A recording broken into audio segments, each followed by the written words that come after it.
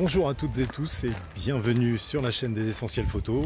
Ça fait un petit moment et j'espère que vous allez bien. J'espère surtout que pendant cette période un petit peu étrange qu'on a tous vécu, que vous avez bien pris soin de vous.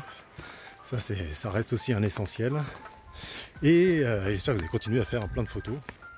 Et là je voulais profiter d'une balade dans le cirque d'Estobé dans les Pyrénées pour partager quelques astuces. Notamment pour les plus débutants, on va dire, ou ceux qui ont encore un petit peu de mal avec les paramètres, avec qu'est-ce qu'il faut régler et ainsi de suite. Parce que parfois, même si on a compris comment ça fonctionne, comment fonctionne l'exposition et ainsi de suite, parfois c'est pas forcément simple de savoir avec quoi on démarre. Donc, une première astuce, c'est que, qui tombe sous le bon sens, mais voilà, même si c'est du bon sens, parfois je vois quand même que la plupart des gens ne le font pas forcément.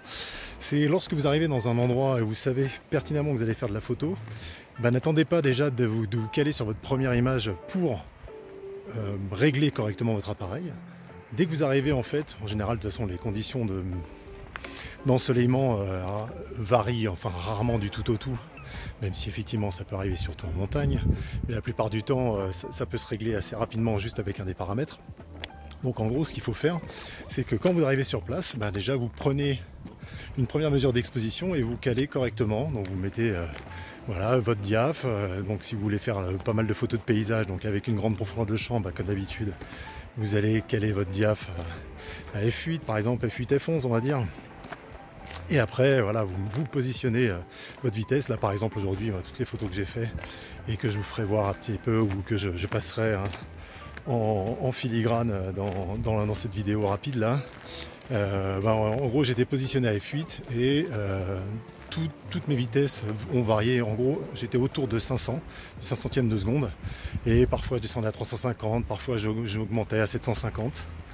Mais voilà, je restais toujours, même diaph, toujours à F8 et je faisais varier ça et toujours à ISO 100 le plus bas possible pour le maximum de qualité. Voilà, donc ça déjà c'est une première petite astuce quand vous arrivez sur place, avant même de faire votre première photo, parce que des fois vous pouvez avoir envie de faire une photo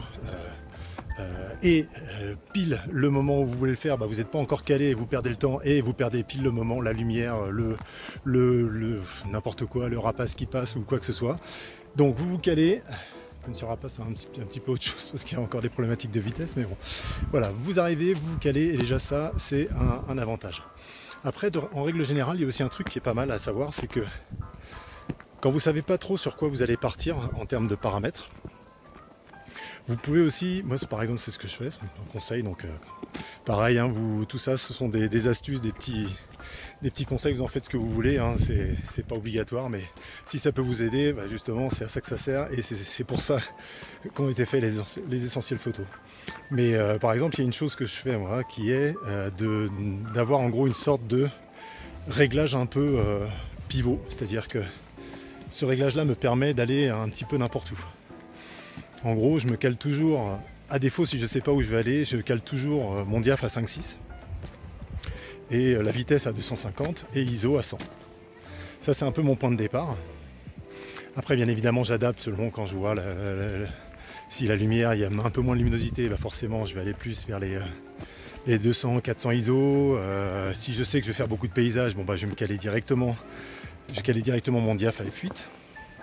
Donc ça c'est les petites astuces, mais c'est vrai que le fait de se mettre à 5.6 et 250e de seconde et sans ISO, pourquoi c'est intéressant? Parce que moi en général j'ai calé mes valeurs au demi-diaph, ce qui fait que en 2 crans quelque part je passe d'un diaph à l'autre. Donc en gros je sais que de 5.6 soit je vais faire du paysage et donc grande profondeur de champ et je vais aller vers F8 ou F11. Bon, mais en général, je m'arrête à F8 pour des problématiques de diffraction qui commencent à apparaître. Et en gros, de 5.6, je peux aller rapidement à 8.